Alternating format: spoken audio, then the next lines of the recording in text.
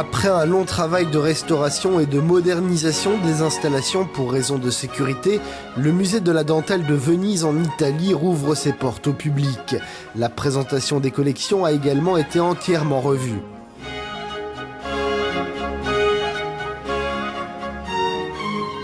Ce musée est situé dans le petit palais de Podesta, sur la place Galuppi de l'île de Burano, là où était située la célèbre école de dentelle de 1872 jusqu'à sa fermeture en 1970. Cette école est devenue un musée en 1981. Le musée de la dentelle est récent, même si ses racines puisent dans un passé ancien depuis la fondation de l'école de dentelle il y a plus d'un siècle, et il a toujours été centré, je dirais, ancré dans le paysage et l'histoire de cette île très singulière. La dentelle elle-même est inextricablement liée à la tradition, à l'histoire culturelle, aux compétences manuelles et au génie de ce que l'on appelle les arts mineurs ou les arts appliqués. Singolarissima isola.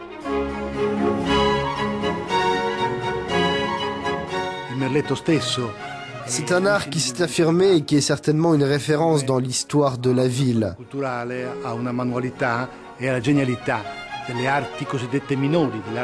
La dentelle fait partie des repères culturels dans la civilisation de la Sérénissime.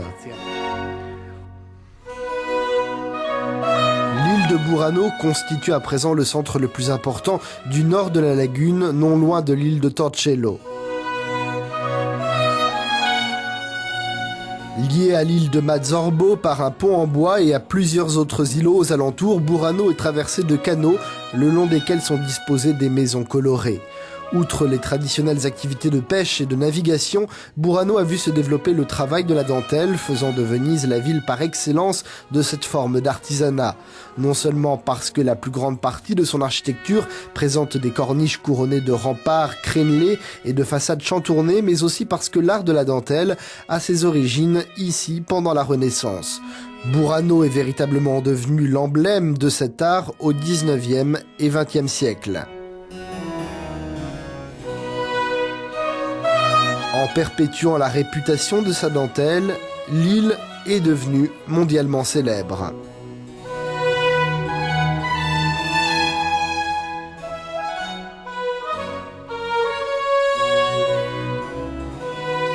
Certains font même remonter l'origine de cet artisanat au XIIe siècle.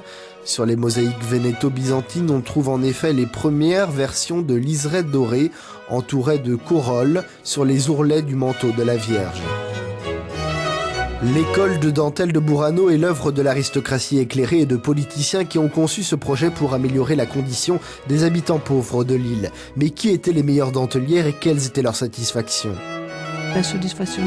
La plus grande satisfaction était de travailler avec des garçons et de leur enseigner la technique. Elles étaient françaises et travaillaient comme stylistes. Je me souviens de mon premier jour à l'école, quand ma mère m'y a accompagnée. Je pleurais car je ne voulais pas travailler la dentelle. Je ne m'imaginais pas que je ferais cela toute ma vie.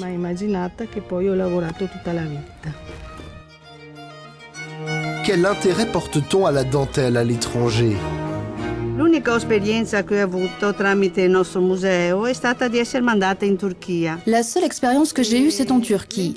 J'ai été frappée par l'enthousiasme des jeunes filles à l'égard du musée de la dentelle quand on le leur a présenté. Ici, on ne retrouve pas ce même enthousiasme.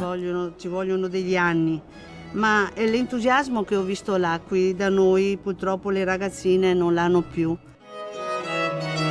Au musée de la dentelle de Burano, le visiteur découvrira les trésors réalisés par les denteliers, gardiens d'un art transmis de génération en génération.